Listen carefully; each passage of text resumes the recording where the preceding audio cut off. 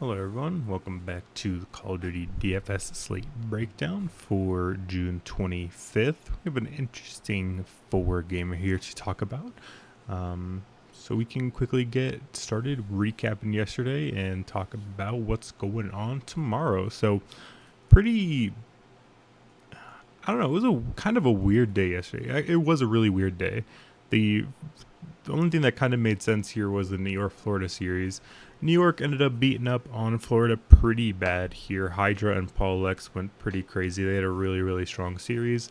I was on the Florida side, and you guys could definitely see right here, Too Real did not have um, a good first match in the league. Sorry, my throat's a little bit gone. I was busy and just got home working out, so uh, voice is a little gone from lack of air, I guess. Uh, so apologies for that, but yeah, we bought in, or I did at least buy into Too Real and hoping that the rookie can have a good first match. We've seen it enough to, I think, justify the decision. It really didn't go our way. It was a similar same old story for Florida. It was Awakening, and then nobody else got him some help. Awakening's like such a ridiculously strong player in this game, and he's just had no help all year. Um, it really does kind of suck, but I mean that's just a conversation for another time. Too Real had a really bad, first series in. Yeah, I mean it was bad enough to where you could probably just look at it and say he's just not good enough. But it's one series against a pretty decent online New York team, so I don't know. We'll give him some benefit of the doubt for his next time out, but he looked really, really bad in this first one. Skies and Major Maniac didn't help Awakening out at all. It was literally just Awakening trying to do it all, and just wasn't enough against a pretty decent New York team here. So we move over to Boston taking the upset win over Optic. Optic did not look that great here. They barely took over the search and destroy. Round 11, hard points were pretty close. Boston ended up taking one of them. Boston got the full reverse sweep. Optic was up in this series 2-0, but Boston took the control pretty hard, and then the hard point in the Berlin ended up going their way as well. Pretty strong series from Narrow. Uh, Definitely feels like kind of what I alluded to yesterday with the fact they're kind of actually a little bit of an improvement. Uh, with Vivid, it did seem like it kind of what I was talking about yesterday actually did kind of come to fruition that Narrow, now that he actually has a submachine gun player that is actually playing with his pace and they're more on the same page, it actually does look a little bit better here. And all this is being said is Boston did a pretty good series. They had a pretty good job here winning this over Optic.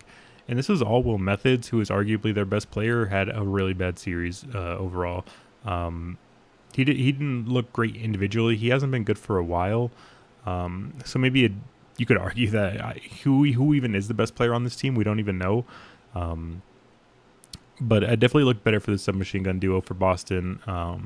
And we know Methods is capable of putting up some pretty good numbers here in this game. So, if Methods starts picking it up, we could be looking at a little bit new Boston breach here. Toronto versus LAG. Oh, I kind of skipped over it, but for the Optic side, Optic didn't look too great either. It definitely seems like they weren't very practiced with ProLoot coming back. The plan was to go to Illy again, but Illy was not ready, and they're bringing in ProLoot again kind of last minute. I mean, it's not like they're starting over, brand new. They did play a whole season, a whole set of qualifiers with ProLoot, so, decent enough, but they did not look good yesterday. I'm not sure how much to buy into that or not. But then Toronto LAG, again, Toronto, this one's kind of like the inverse of the last series. The underdogs LAG were up 2-0, and then Toronto were the ones who ended up bringing back the reverse sweep. So back-to-back reverse sweeps in the CDL. One of them was the favorite. One of them was the underdog. Pretty crazy stuff. Overall, it's hard to make much from this game because it seemed like it was just kind of all over the place. I'm not sure where to rank either of these teams, if I'm honest. just based off of like what I saw, I don't know. Like, I still think Toronto's gonna be the same similar style team. It seems like they are pretty good in like search and destroys and winning series. But for DraftKings purposes, their respawns look pretty lackluster, and that's kind of what we want more of. Specifically, Kleenex had a really, really bad match. I don't rate Toronto very highly, and we'll see if there's spots for the coming up to target that. So we'll look at that for sure. So we can go ahead and get it started, and we have the first one up: Toronto versus London. So pretty interesting one right off the bat here. I think this one is actually pretty close. These odds are pretty crazy to me, if I'm honest. Again, if we look back to last split or to the last set of major qualifiers, so if we look at, I guess it'd be easier to go here, major 3 qualifiers, we can look and see Toronto was 4-1. They were a pretty strong team in this period here. They have some decent wins. Like, they didn't beat up on a bunch of bad teams. I mean, yeah, they beat Paris here, and this London team wasn't that great either, but they beat New York online pretty good. They were in a close 5-game series with Minnesota, who ended up being 5-0, 3-2 over Seattle, who ended up winning the playoffs. So pretty impressive results overall for Toronto, but a lot of these are game 5s. Like, they beat Minnesota, they beat New York, they beat Seattle. Like, these are all game 5 search and destroy wins, which it doesn't necessarily translate to what we're looking for. Again, in DraftKings scoring, we want them to do well in those respawns, and I'm not sure if they are. And the reason I bring this up is because we are getting the full London roster back. Gizmo is returned, and I believe I checked on I think the London Royal Ravens coach, his Twitter or Instagram or something. Gizmo's been in the States and practicing with the team for at least 10 days, I think. So he's been back for a couple weeks. I think they've been able to be practicing again, and they're going to be returning to a competitive level, I believe. It just feels like a pretty good spot to buy in on London, and it's a good spot, I think, to sell high on Toronto as well. I really like these concepts of like buying high, selling low on teams. It's worked pretty well, especially in esports where things are so fickle. Teams could look so good for so long and then turn around and something's going wrong. We're dealing with like pretty young men for the most part whose emotions are really heavily dictated by like results, by performances, and there's going to be a lot of ups and downs. So for that reason, the skill does matter, obviously, a big amount. But there is something to be said when it comes to confidence, when it comes to having the full roster together. London are probably feeling pretty good right now, especially when they've had, like I said, a couple weeks of practice back with Gizmo. He is marked as out, but as far as I'm aware, he is back in the States. He is back with the team. They've been practicing for a while. So maybe if Gizmo is marked as out on accident, you can probably get a good ownership number on him. Maybe people are going to ignore Gizmo because it says out next to his name. I'm not sure. I'll try to find some more information to confirm that. But from what I've seen, it definitely looks like Gizmo is back. That's one where you'd probably want to just make sure and check a little bit before lock to make sure that Gizmo is actually playing. But from what I've seen, it definitely looks like it. But who knows, for sure. Like I said, the main thing here is it has been a while since London has played with their full roster of Afro, Nasty, Gizmo, and Zero. They looked pretty good in some respawns, and if we do check back to that, sorry, if we look back to that Toronto versus London match. Like, London actually did end up upsetting them and beating them in the control. These hard points are relatively close. Afro had a pretty bad series, and that's a relatively, a relative anomaly. But Insight and Kleenex did really well. So if you're looking at this, I feel like if those matches if that match was a little close, Toronto Toronto squeaked it out, and then you're saying Toronto's a minus 460 favorite, but London got a little bit better and they have their full roster back.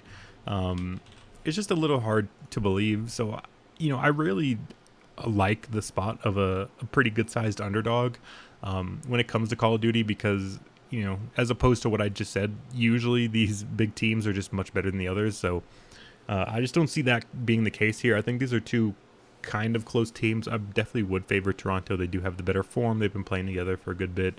There is a little bit of unknown there with London. And again, this is a buy low on London and a sell high on Toronto, I think. So it makes sense. We're also getting them really, really cheap.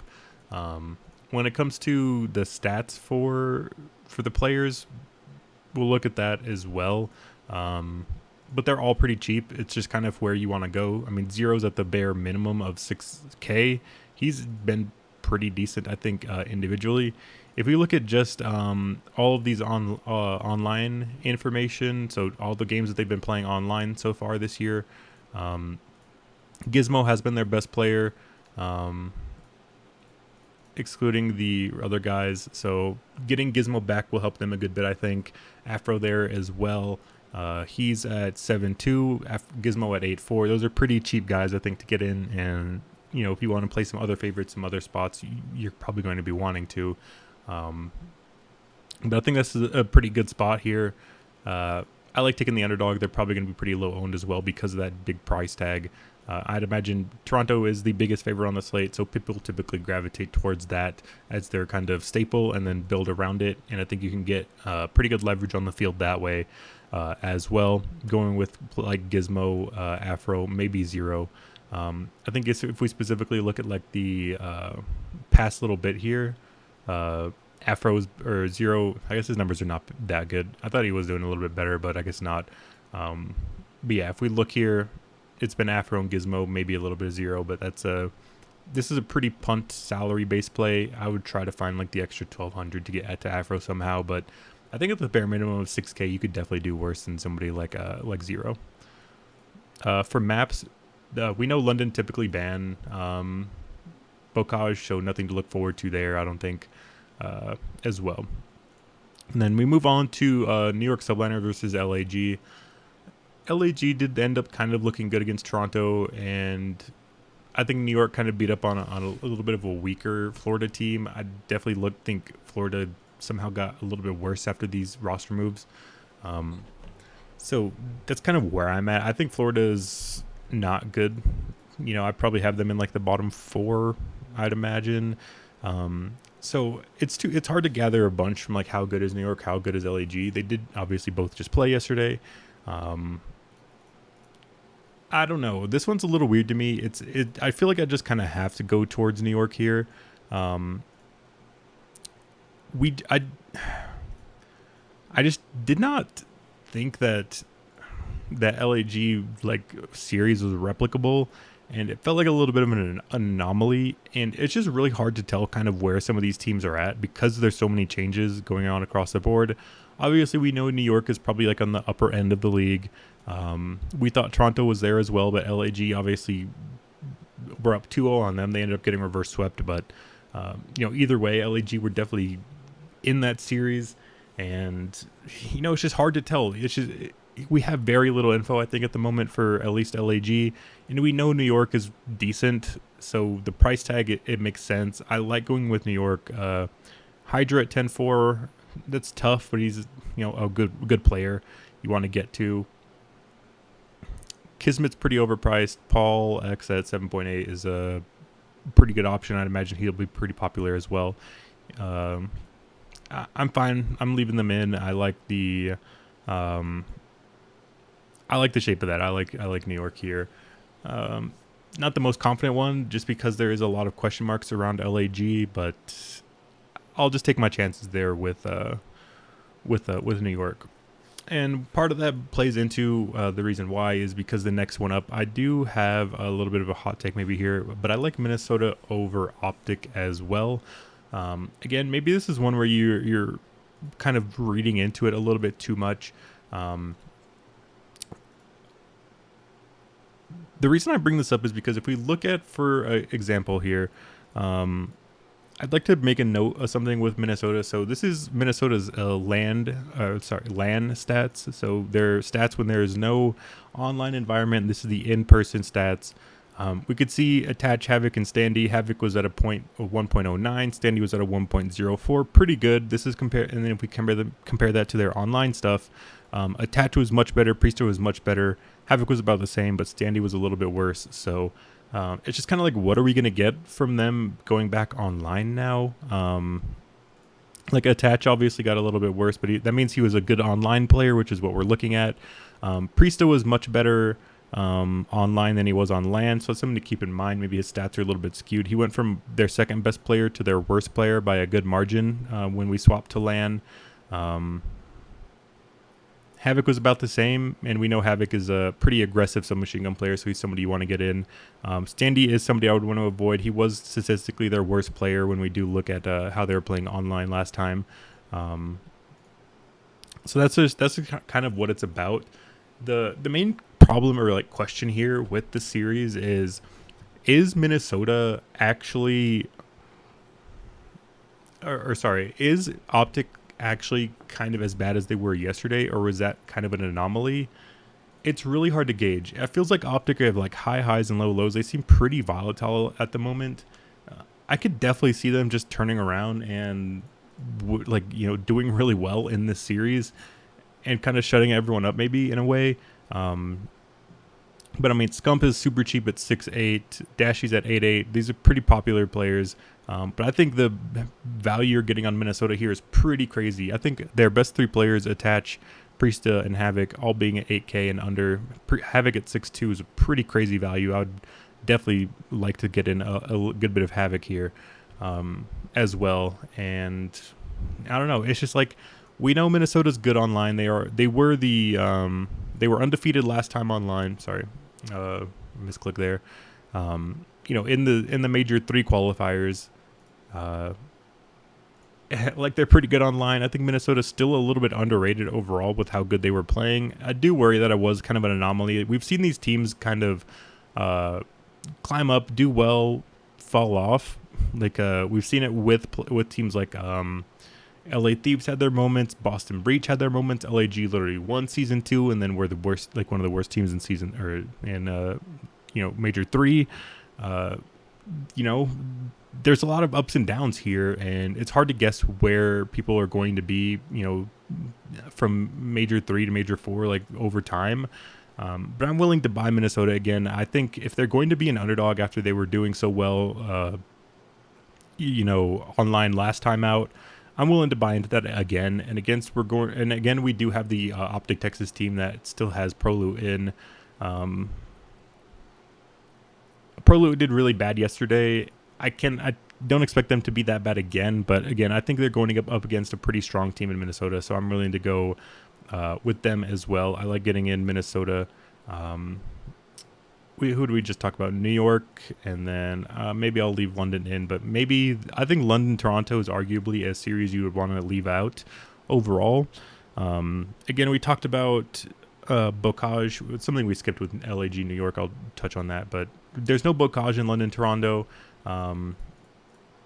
The Toronto guys are not priced well either. Cammy and Inside are pretty expensive, so even if you do like Toronto, I don't think you're getting a good number from these players, or you're getting good value here, really. I don't think. If you disagree with my London take, I think you could also just avoid this game altogether. That's probably going to be my plan. I'll look to try to get it in other ways. I like New York a good bit. I feel relatively confident with that. I like Minnesota. They're going to be my underdog pick to pair up with my favorites, and I like that spot for them as well. We'll talk about map sets since I forgot to bring that up for the other series. But if we look at the LAG versus New York here, it's going to be pretty interesting because these teams kind of pick and ban across the board. It's not as clear cut like it is with the other stuff. All right, so that works. That's a lot easier, actually. So LAG are going to ban the Berlin. That's something that they've been perma-banning. New York is pretty good on the Berlin, so excuse me. it's a little bit of a ding to them. However, I'm not sure where they go afterwards. Statistically, it would say that they would ban the Tuscan, maybe. I'm not sure. Maybe New York don't want to go to the Bocage. After the LAG Berlin ban, it's kind of a toss-up because LAG are kind of equally bad on everything. New York are kind of the same on everything. Maybe they want to try to get to a Gavutu. That would be pretty bad. Gavutu is definitely the worst map when it comes to DFS scoring, for sure. But there's a possibility in there of the Bocage. I know early on with this roster, New York liked the Bocage. It seems like they've gotten away from it a little bit. Who knows? But LAG, considering that they're 1-3 on Bocage and Tuscan, maybe New York are going to try to get to one of those two maps. The possibilities are there. That's just kind of the slight worry when it comes down to this one is we know LAG are going to ban Berlin. What is New York going to ban? I'm not sure. That's the problem. The three maps remaining are Bocage, Gavutu, Tuscan. Two of these three are pretty good, so we're going to get guaranteed one good map. However, if we do end up getting like a Gavutu map one and then New York get a sweep, their scores are going to be pretty low. Hypothetically speaking, if that does happen. So that's the concern. I'm not loving New York, but I like that spot still, obviously. Minnesota, Texas, we could talk about the maps. We already talked about the matchup here. What if we look at how they've been playing as of recent? Apologies again. Again, pretty good here for Minnesota. 20-9. Their control is pretty great. Optic is kind of a little bit across the board here.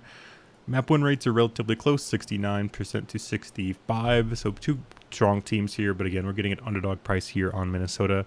Again, Minnesota probably going to just ban the Berlin. They're 0-1 on it. They typically ban that Berlin. Optic, I think, are pretty decent on that map, so I could definitely see that as well.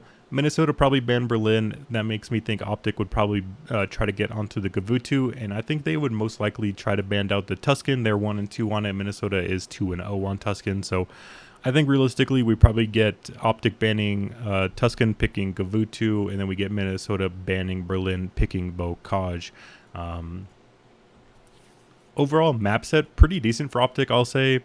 However, I do think Minnesota is still fine on that one. Also, again, this one's pretty risky. We have the worst map Gavutu and the best map Bocage coming in, so it's hard to tell if do they cancel each other out. Is it really a plus? Maybe if map 1 is Bocage and Minnesota somehow get like a 3-0, then we're looking at pretty crazy scores. And again, I think Minnesota is really cheap, so I'm fine getting them in either way, irregardless of the maps. Overall, Bocage chance I think is relatively likely. I don't see either of these teams wanting to ban it. It just kind of depends on what the other map is. If for example, Minnesota pull a fast one and try to ban out the Gavutu, then we could be looking at like a Bocage Berlin or something, and that's a pretty good map set. So the possibility is pretty decent there for Minnesota, and I don't want to put the Bocage chances too high, but overall pretty decent Bocage chances, and we'll take that every time. Then the fourth one up is the LA Thieves Boston Breach. This one is pretty interesting. So we know LA Thieves are kind of up and down. If we do look at how they were performing last time online, they did not play anything other than a 3-game series. Somehow, they played the minimum required amount of matches. They played less maps than a lot of other teams, and they were in a tiebreaker. They played an extra series, and they were still playing in more maps than most people, and that's just mind-blowing if you think about it. They 3-0'd London, got 3-0'd by Minnesota. They got 3-0'd by Seattle. They 3-0'd Boston and got 3-0'd by Texas. So they have not played a map 4 online for over a month and a half, probably a couple months. So that's a crazy thing to even consider. The main thing we have to think about now is where do we value Boston now that they have the roster swap and they actually looked a little bit better yesterday. That's similar to kind of the other series is how much do we want to take into account that day one,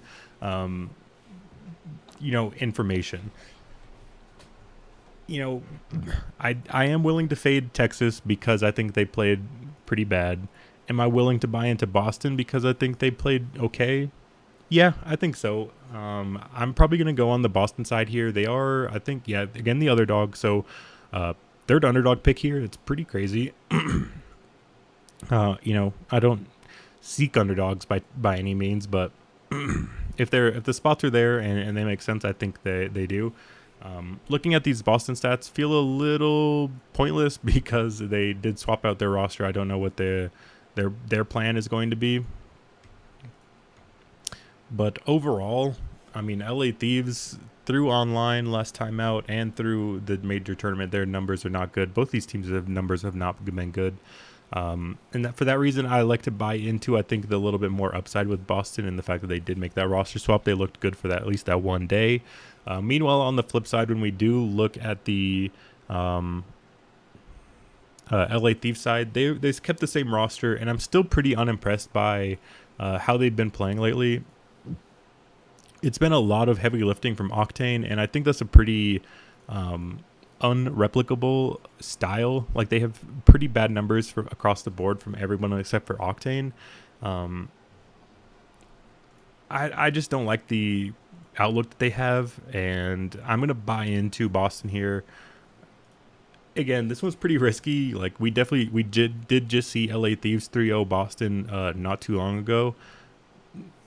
But it's risky. I don't love the options here. In terms of map set, I'm honestly not sure. It's kind of a coin flip because Boston like to ban either the Gavu, or they like to play Gavutu even though they're not good at it. So they're probably looking to ban Berlin, which is one of the two maps LA Thieves are good at. LA Thieves are probably going to ban either the Bocage or the Tuscan. The Thieves are 0-3 on Tuscan. Boston is 2-1 on Tuscan, so maybe they would like to try to get the Tuscan out. However, the LA Thieves don't play Bocage. Typically, that's what their typical ban is. So I would imagine LA Thieves ban Tuscan, try to pick the Gavutu. I'd imagine Boston ban, I think the LA Thieves the LA Thieves will ban Bocage, pick Gavutu. I think Boston will ban Berlin and pick Tuscan. Overall, I think that's an okay map set for Boston. Again, although their 0-4 record on Gavutu doesn't inspire much confidence, I think overall watching them on that map, they're actually not that bad on it. I think both these teams are actually okay on Gavutu when I watch them. They both like the map. And when it comes down to it, I'd much rather have Boston on Tuscan than LA Thieves on Tuscan. And I think it's a pretty close series it's a pretty close map on the Gavutu between both of these teams. The control definitely is worrying. Although the LA Thieves, they've only played Berlin control, or they've only won Berlin control. So hopefully Boston just ban that out and take them to any other control map. That would be ideal. So I just think the avenue is there, and we are getting a pretty decent underdog price on Boston. Looking at their players, I'm really not sure where to go. I do like Narrow, although I think he is typically the one priced the most. He's only at 82. Wow, Method's at 9.8. That is pretty crazy. I mean, LA Thieves are pretty affordable as well. The two players you want from LA Thieves would be Octane and Draza, 8.6 and 6.8. That's pretty good there. I'm honestly not sure. I don't love this series because they are going to that Gavutu, most likely. Just because, or they're going to the Gavutu and the Tuscan. The maps are not great. Add up all these things. I'm not sure. I just don't love it from either side. Again, I do think LA Thieves are probably a little bit better, but I'm buying into the Boston upside. I do think they're going to be like a little bit fresh, rejuvenated team. And we did talk about kind of how the mental state and that kind of stuff matters and impacts these guys. And I do think, they're going to make the roster swap. They won their first game back against a pretty respected Optic team. I think the confidence is going to be there. And we know LA Thieves are really hit or miss. We just saw it. They online, they only played 3-game series. I'll go on to the Boston side. I don't want to, talk in circles for too much here. I don't know how much to add for the Boston players, though. Like, when we look at their stats, it's pretty bad. Narrow, Vivid, TJ Halley, and Methods are all negative here. So, if they win, they're going to have somebody score, but I don't love it. It's like, if we're going to get if we're going to get that Gavutu, then I would like to go to somebody like Methods, but his numbers have been pretty bad recently. On the Tuscan, I wouldn't mind somebody like Narrow or Vivid. Both of those submachine gun players are pretty aggressive, and Tuscan's a pretty good SMG map for those guys. So I wouldn't be afraid of that. And maybe if there is a change in the LA Thieves game plan and they ban the Tuscan and try their chances at the Bocage again, then we're cooking with fire there for the Boston side. So yeah, overall, kind of quick recap of the series. I like London, but although I'm just going to probably stay away from that one in DraftKings altogether. I think Toronto probably win, but I don't think either one of these teams have a lot of DFS upside, and I'm just going to leave that one away altogether, but my official pick will be London as the pretty sizable underdog. LAG New York, I'll go with New York. I like their players. I like the possible map set. Again, I think Bocage is like kind of likely. I don't see it as very likely in any of these series, but it's Bocage Watch is not happening in London, Toronto. We know that. LAG New York is like kind of 50-50. Minnesota, Texas is again pretty similar, and Boston, LA Thieves is pretty unlikely, probably like 20-30% maybe that we have Bocage, but pretty good Bocage chances, I think, in those middle two series, LAG New York and Minnesota, Texas.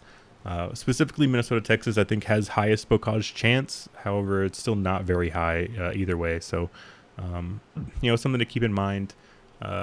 Quickly, series by series, sorry, kind of all over the place. I like New York probably just 3-1. I could see them maybe dropping that Search and Destroy or something, maybe a respawn, but I like them a good bit. I like New York. Minnesota, Texas, like Minnesota, the underdog here as well. Again, Texas didn't look too great. This is a worrying pick. I do think buying back into Texas is not a bad idea. I just feel like Minnesota's undervalued a lot often. So I like going to that side. And then Boston, LA. I like Boston. I like buying into the day one good looks, and hopefully they keep the energy going, rolling into tomorrow. And I think if Boston have a good start to the series, we could definitely see LA Thieves collapse like they typically do. And the upside, I think, is pretty strong for Boston, specifically their players of like Narrow and Vivid. And I think getting up to Methods at 9-8, he's going to be pretty low owned because he is super expensive. People don't want to pay that much for Methods. I personally don't. But like I talked about, Minnesota's really cheap. Some of these Boston guys are pretty cheap. New York is relatively cheap with somebody like Paul. So I think there is value, or there is salary to spend from at least my point of view. So I'm willing to go up and pay up to get a little bit different with somebody like Methods at 9.8. And yeah, I think that'll be it. Quick look at the players. Again, the player stats are a little bit misleading because we do have these roster swaps. For example, I'm just going to go ahead and take London out of the player pool, and we'll look at that more condensed version. So we do have Attach a good bit, Hydra, Priesta, then Havoc. So pretty strong three-man numbers there for Minnesota. Then we have Hydra, Kismet at 1, Capsules not playing, Standy, Narrow, Vivid, Tej, Methods, Crim. Numbers not good. It's hard to make a case there, but when they do well, I would imagine some things change. I guess because these numbers are not that great, I'll kind of quickly go like by team by players I'd like to target. Although again, I might mix in a London lineup just because they might be super low owned, but I like Gizmo and Afro. If I did have a 3-man, it would be 0, but again, probably not a good spot. I'd like to ignore, not go too heavy on that one. New York, again, it's probably let's see. Where was Paul? Am I crazy? Pollux is not in here, right? Yeah, Paul's not in this list here. Did I accidentally exclude him by accident? Let's see. Major 3 and 4. Teams New York. There he is. Okay, New York, Minnesota, and Boston. We get rid of Capsule. Cram Methods Tej, Vivid Narrow, Standy Kiz, Paul. Okay, there we go. Yeah, Paul's back. New York, Hydra and Paul. If I was to get a third man in, it would be Kismet. A possibility. Again, these Bocage possible maps do bring a level of upside, kind of uncompared to everyone else. And if we do have a scenario where New York get a 3-0, they play a map 1 Bocage and win it decisively, we can have a pretty strong numbers from all 3 New York guys. So I think it's something that you can keep in your player pool, but ideally I think going with like a 2-man of Hydra and Paul, although it will be popular, definitely the 2 guys I'd like there. For Minnesota, again, I think this is the highest Bocage chance, so I will have some Minnesota 3 stacks. My picks would probably be Attach and Havoc, although Priesta at 7-4 would definitely be that third man. I think it's pretty close. It's definitely Attach, and then it's either Priesta or Havoc. Havoc being that aggressive submachine gun, although his KD isn't typically the best, his fantasy output is a little bit higher because he does get into more involvement in the games typically. So it's Attach, then either Priesta or Havoc, and if you do get the 3-man stack, then it's easy between Attach, Priesta, and Havoc as well. For Boston, it's pretty interesting. I think you can make a case for a lot of these different directions, but for me, it's probably going to be Narrow, then either Methods or Vivid. I think TJ Halley would probably definitely, or good bit, be the one I leave out. I don't plan on getting any Boston 3 stacks, but it would be either Narrow and Methods or Narrow and Vivid, depending on the salary. There's obviously like a $2,500 difference between Methods and Vivid, but again, I do think if you're playing Methods, you're getting a pretty good ownership leverage spot there. Again, considering his price is so high, I think he's going to be the one left out of lineups. I think. I'm not sure. Ownership, not my strong suit. But in theory, that makes sense to me. So yeah, I think Narrow and Vivid or Narrow and Methods. I think there is, again, some credence to getting that 3 stack in some capacity in case LA Thieves get a little bit frisky and try their hand at the Bocage. Pretty unlikely, but again, we're kind of shooting for the moon, hoping for the upside.